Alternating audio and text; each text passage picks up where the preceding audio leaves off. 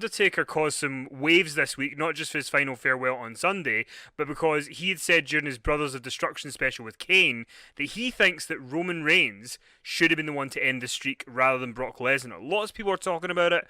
What do you think? If you had a magic ability to change time, would you stick it with Brock Lesnar as the guy who ended the streak, or would you choose Roman Reigns instead? I wouldn't have chosen either. I mean, I wrote at the time in Power Slam, I've said numerous occasions since that it really made no sense at all for Brock Lesnar to end the streak because Lesnar really gained nothing from it. And after that, the mystique, the legend of The Undertaker, his power, drawing power, his value at WrestleMania was torpedoed by that loss.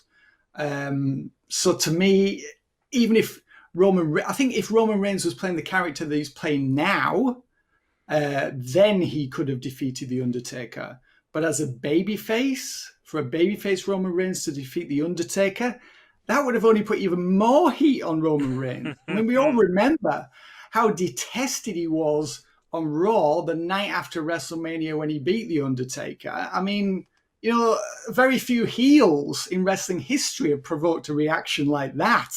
So can you imagine if Reigns had ended the streak as well as beaten The Undertaker, what the response would have been? So as a babyface, no, he was not the one to defeat The Undertaker. No one should have done, really.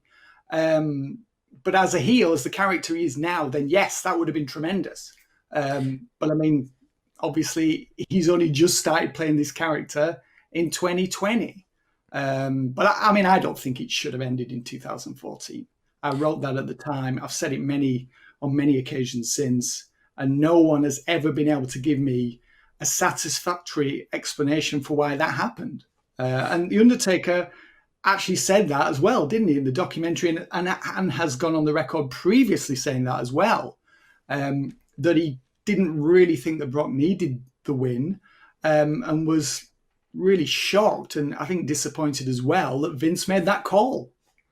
And do you think if Roman had beat Undertaker at WrestleMania 33 and he was still the babyface Roman Reigns and he'd come out the next night and cut that promo where he said it's my yard now, had that been him beating the streak as well as beating the Undertaker, do you think that would have changed any of the course of Roman Reigns at that point? Because it feels like if that had happened, they would have maybe been forced to do something because people would have been so angry that he had broken the streak.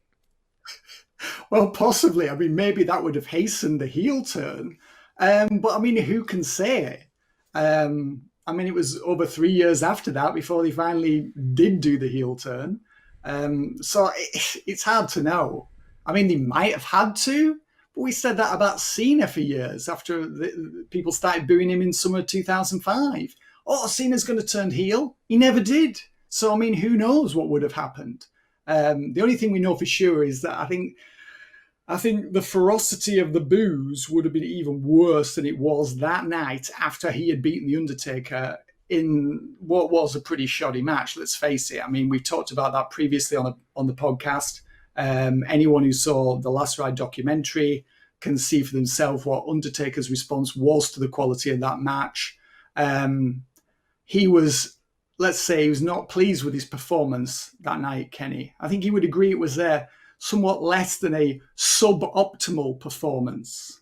Yeah, I was there that night, and it was really sad because, you know, he was trying, and, you know, they hadn't worked together, so it just didn't click. And then that moment where, you know, it was the tombstone spot and he couldn't get him up, it was bad. But speaking of which, actually, this week, you know, everybody's talking about The Undertaker all the time, and one of the things that happened was WWE on Fox had tweeted out saying, you know, if Undertaker was to have one more match, who would you want it to be against? And Finn Balor responded with a photo of the Demon. So, I mean, I think we know now that Taker's career is done. He has said now in interviews that he can't do it anymore. And I think, you know, we talked about this right after WrestleMania. This is a great decision for him because now he can be remembered for going out on that AJ Styles match. But had they done the Demon versus Undertaker, you know, 2 years ago, a year ago, do you think that would have been something that would have worked, or was it better that they just kind of didn't go that direction? Because there's a lot of people that people thought, oh, if he faces this guy,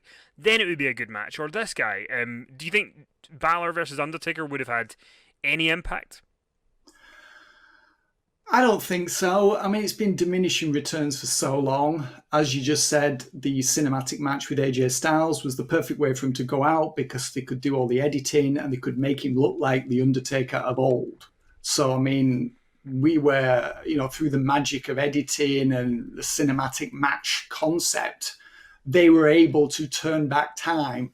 You did mention earlier, Kenny. So I just thought I would throw that one in.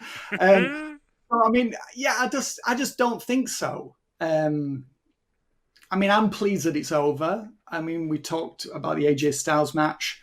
That was the perfect way for him to go out. He was never going to top that.